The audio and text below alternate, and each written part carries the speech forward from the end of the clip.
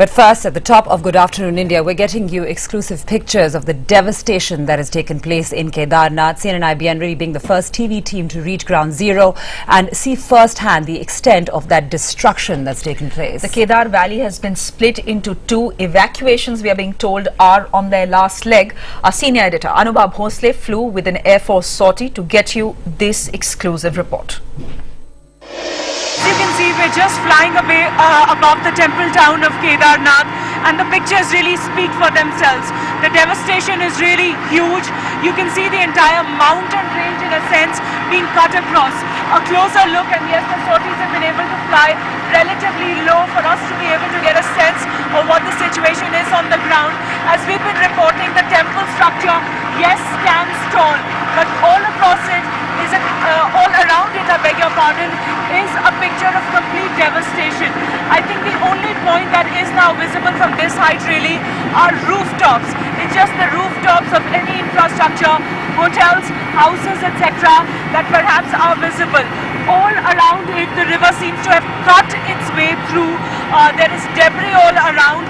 The mountain range has cut its way through, and boulders, stones, etc. have already piled all around the temple complex. The Indian Air Force sortie is now carrying further security personnel, NDRF personnel, really down to Uttarkashi, whereas we've been stressing relief has been most needed. The sense on the ground that I'm getting after speaking to people who have done a whole lot of sorties here, that evacuation really at this stage seems more or less complete as far as Kedarnath is concerned. The temple town is concerned, the evacuation seems more or less complete. But from past experiences of the last 3 to 4 days, the sense they are getting is that very, very often people do come down from still upper reaches to Kedarnath. I think the pictures there, a closer look really, the aerial survey, an aerial look coming down on Kedarnath, and immense damage, immense infrastructure damage. But I think the rush of the water is far, far less. The water levels have receded far, far less. We were told they were several feet high, almost touching onto those boulders that you can see. So they are far, far high. This helipad really has been a makeshift helipad where, and many of the people have been waiting here. You can see they've been gathered here for the last so many days, waiting for this particular chopper.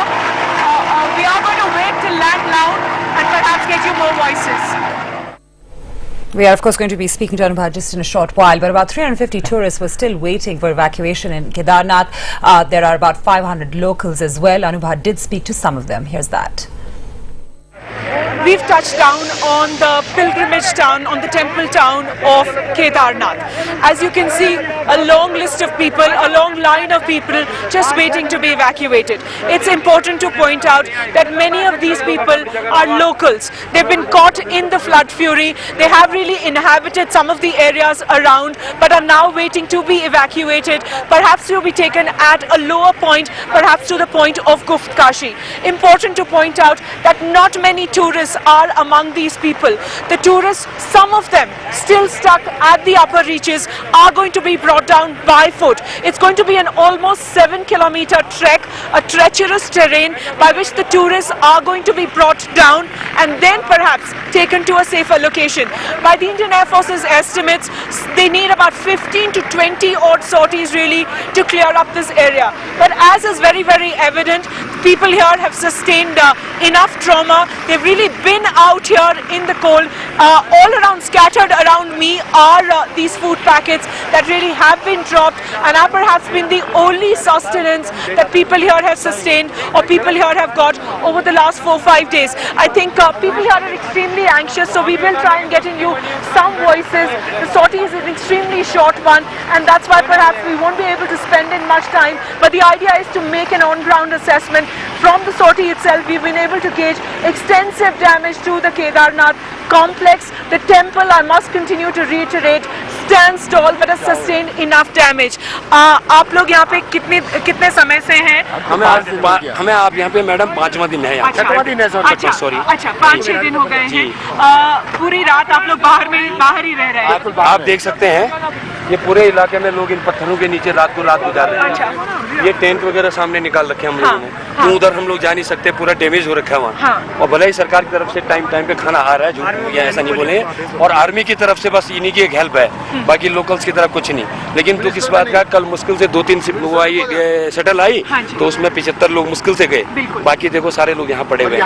Air force का कहना है कि आप सबको लिया जाएगा, आपको सबको सॉर्टी में उठाया जाएगा, और शायद हम तो बार एयरफोर्स का धन्यवाद करते हैं बहन जी, और उनसे रिक्वेस्ट ये कर रहे हैं शाम तक जितना हो सके, क्यों दिन तक जो है 1-2 बजे तक इंतजार कर रहे हैं, उसके बाद कोई भी शटल नहीं आ रही, तो बिल्कुल हृदय ऐसा हो रहा है। हमारी स्थिति है, खुद हमारे ही परिवार से करीब 7 लोग मरे हुए हैं, और मेरे घर में मेरे बीवी बच्चे पता नहीं क्या सोच रहे होंगे कि वो हैं कि नहीं हैं। और यहाँ ये स्थिति है कि न तो मोबाइल है, न कहीं से कोई बात नहीं कर पा रहे हैं। और एक आपसे सवाल जानना चाहूंगी, कोई भी जब यहाँ पर फ्लड फ्यूरी आया था, क्लाउड बर्स्ट हुआ था, तब आप कहाँ थे, आपने क्या देखा? हमने जो है कि ये बस 2-3 रातें हमने जो है बहुत कष्ट से गुजारी है। नदी का जो बहाव था और उसकी जो आवाज़ थी, उससे हमें बहुत दिक्कत हुई। उसके बाद जो फ्लड आया और उसमें कई लोग ख़त्म हो गए हैं, और मैं तो ये कहूँगा सरकार बिल्कुल ध्यान नहीं दे रही है यहाँ पे। हमारे कुछ लोग वहाँ फंसे हैं, कुछ लोग इधर फंसे हैं। हम 3 दिन वहाँ रहे और इंतजार करते हैं वहाँ पे, कल एक भी हेलीकॉप्टर नहीं आया। आप लोकल है, आपसे जानना चाहूंगी कि आपके हिसाब से यहाँ पर अभी कितने लोग मारे गए होंगे, और आपके हिसाब से कितने लोग अभी भी ऊपर की जगहों पे फंसे होंगे? जहाँ तक जो है मेरा अपना आइडिया है, तो ये अपने केदारनाथ के अंदर मेरे ख्याल से 3-3.5 हजार लोग गए हैं।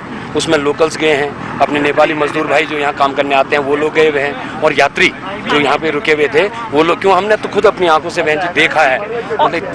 और लोगों से बात करना चाहूंगी, आप यहाँ पे कब से हैं? हमको 5 डे हो गया है, और आपकी मीडिया फर्स्ट टाइम आज यहाँ पे आ रही है। धन्यवाद। हम बहुत मुश्किल से इसीलिए आपका थैंक यू। मुश्किल से नहीं, हम लोग बहुत मुश्किल से यहाँ पे, इसलिए आपका थैंक यू कर रहे हैं। और ऐसे हम लोग यहाँ पे रह रहे हैं, तो भाई देख लो, रात के वक्त टेम्परेचर और कम हो जाता होगा, नीचे पहुँचते ही हम लोग धरने पे बैठ जाएंगे। गवर्नमेंट कोई हेल्प नहीं कर रही है। जिसका देखा जा रहा है शटल आ रही है तो 12 o'clock 1 o'clock पैकअप हो रहा है हेलीकॉप्टर का, कोई बाकी आई डोंट नो। और कौन बात करना चाहेगा? यहाँ पे मोस्टली पीने का पानी साफ नहीं है, पानी की दिक्कत तो होगी। बच्चों को डायरिया भी हो रहा है, पता नहीं कितना पुराना खाना आ रहा है। औरतें और बच्चे किस तरफ है, उनसे बात करना चाहिए। नहीं, औरतें बच्चे सबको नीचे भेज दिया है। तभी आएगा जब ये जाएगा ना, एक मिनट। और बच्चों को डिहाइड्रेशन हो रहा है, वोमिटिंग भी हो रही है, और डायरिया भी हो रहा है। It's safe to say that people have spent extremely many anxious nights here. Obviously, the rescue operations really are of mammoth proportions, and it will be a while. Again, it's important to underline here that many of these people have spent these nights out in the cold. Food packets really have come in, and this is the first time that a media team really has been able to land here in Kedarnath and try and give you a sense of the ground. We realize it's not going to be enough. We realize these are just few voices, and we realize we haven't been able to bring you the voices of the many tourists who have been stranded here. But I think the message they're going out to the administration really is that patience seems to be running thin. With the Indian Air Force sorties coming in, every sortie is bringing with it some hope, some goodwill, and people really are hoping that after 70 to 75 people go, perhaps in batches like these, about 15 to 20 sorties will be able to clear up the entire area. So far, amongst this entire crowd, there are no women and children. All women and children have been evacuated. Anubha Bhosle, one of the first television journalists to reach ground zero. She's back at the Jolly Grant Airport in Dehradun now. She's joining us live from there. Anubha, Kedarnath, almost a ghost town. Those pictures you got us, those aerial pictures were chilling. So are some of the details that the locals were sharing with you. That's right, Shreya. I think that would be an apt description to describe at least the Kedarnath temple complex, the main town of Kedarnath, as a completely ghost town. The mountain range, in a sense, has completely been split open. Huge boulders really have come all across the way. The entire temple complex, as I've been pointing out in my reports, remains safe, but really it is not accessible in any way. One of the reasons we weren't able to get very close to the temple town was to be able to prioritize and get you some voices of people who have been waiting for about 4 to 5 days. It is the locals currently who are in larger number. They are about 500 to 550 people who are locals, who are present very, very close to that helipad where we landed. These people do not want to go to any other part of the country. These people just need to be brought to some part of Uttarakhand. The choppers that we are, the sortie that we took will be taking them in batches. It's about 50 to 70. The elevation, the altitude is very, very high, so the chopper in a sense cannot overload with those people. These are some of the operational constraints that have been shared with me by the pilots who really have been flying these sorties. I just want to point out, it's another interview we did and perhaps would be played out later, but it's an important one. It's one official of the National Disaster Management who is really present at Ground Zero in Kedarnath, and he said very, very categorically that he does believe honestly that the worst is over. I think for many, many people who are waiting anxiously, especially families of tourists, it's important to underline that they are very, very close to an access point. They are very in almost a radius of about 7 kilometers. But the position that they are in currently is so narrow that no chopper can come in. But currently NDRF and army personnel have reached them. They will be helping them out in the next 24 to 48 hours to either trek up or to trek down. Whichever way is possible, whichever way there is an exit route, either through a sortie or through the NDRF personnel helping out. The important thing is to give an assurance really to families of tourists who believe that their loved ones have been stranded in Kedarnath, that currently there is an official of these multi-pronged agencies who is sitting with them. I've been talking to you about the many, many challenges, and one big challenge really is fuel. In fact, the sortie that we took off from here in Jolly Grant Airport was carrying with it a load of fuel that is now going to be given out to some of the forward bases.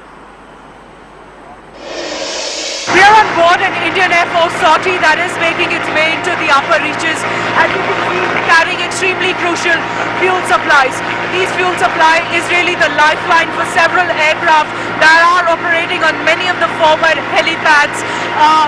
On its return journey, this particular sortie would be bringing back many people who've been stranded in the upper reaches. Remember, these sorties in a sense are the only lifeline for many of the people who've been stranded there with only very basic access to food and medical care. In that sense, it's going to be a lifeline for many. I think we need to give in a hand to the armed forces and the Indian Air Force personnel who are taking us on this sortie perhaps to give us and allow us a chance to make a first-hand assessment of the damage really on the ground. Anubha, getting us that first-hand assessment. Anubha, you were also talking about the kind of challenges that they're facing just in terms of fuel, in terms of medicines, in terms of resources that they need on the ground. You've told us that somebody has actually told you that the worst is actually over at this stage. But in terms of the actual evacuations now, and really for those people who are looking for hope for their loved ones, what are those priorities going to be at this stage? Fatima, those were really anxious moments. The two times we touched down and we were going to take in a load of people who were stranded, once at Gupt Kashi and then the second time here at Kedarnath, where the entire batch nearly got off again at Gupt Kashi. I think it's important to point out that these people really have been very, very patient. The NDRF personnel are trying to keep their morale high because obviously they are in a situation where they have sustained enough trauma. I think there are at least 3 families I have met that went as a group of 17, but only 2 brothers have returned. I met another gentleman who went as a group of 3, but is only returning home without his wife and without his child. The sad part also is that many of these people have actually seen their loved ones simply being, for lack of any other word, washed over. They were holding hands, they were sleeping in the next room, they were really in another room in the hotel, and they have simply been washed over. So in a sense, these people have sustained immense trauma and really have sustained the last 48 to 52 hours, the last 4 to 5 days, only on this hope that some evacuation is really on its way. But I think it's also really these people that you saw at the Kedarnath base, and what says for them, you know, they've all been sitting very, very patiently. They've all been waiting for their turn. There were goodbyes when that batch of 75 got onto the plane, and really the hope is that the next sortie would be about 1.5 or 2 hours away, and they would be on the next one. And Anubha, I just want to go back to those relief camps that you had briefly discussed earlier. What are the kind of facilities that are available to those immediate points where these people are getting rescued and taken to? I think very basic, Fatima, at this stage. The target at this stage really is to keep morale relatively high, to give people food, to make sure they have clean drinking water, but it's going to be in very, very short supply. And if they've been able to hold on to anything of their own, they perhaps would have been able to change their clothes. Many of the people, and some of the reports that I'm going to be filing from now, from Gupt Kashi and from Kedarnath really, are of people who haven't been able to brush their teeth in the last 5 days. So in a sense, everything is very, very basic. But if you or our viewers are just confused about where we have gone, I'll just quickly underline what the sortie route was and what the sortie really, the challenge before any Air Force sortie that is taking place roughly every half an hour or so. From Jolly Grant Airport, we touched down on Gauchar. We were carrying in a load of fuel that was dropped that was going to be sent to helipads. From Gauchar, we made our way to Gupt Kashi. There were NDRF personnel that were taken on board. These NDRF personnel had to be dropped into Kedarnath, where they were going to stay or rappel down to some of the places where people are. From Kedarnath, the people who were stranded were taken in. Some of them were local, so had to be dropped back to Gupt Kashi. They were dropped back to Gupt Kashi, and then from Gupt Kashi, a whole lot of tourists who have perhaps been able to successfully trek their way down are now finding their way back to Dehradun. 2 of them were very critically injured. One young lady, we'll get you her report, had both her legs badly fractured. One man has suffered some kind of an anginal pain, and apart from that, there were kids, there were young women, etc., all in that sortie back from Gupt Kashi to Dehradun. They'll now be making their way back to different parts of the country. We'll wait for your reports to come in. Anubha, thanks very much for joining us. You're one of the first people to reach Kedarnath and get us that ground report. In fact, we have reporters spread across the state who are reporting from the devastation hit state.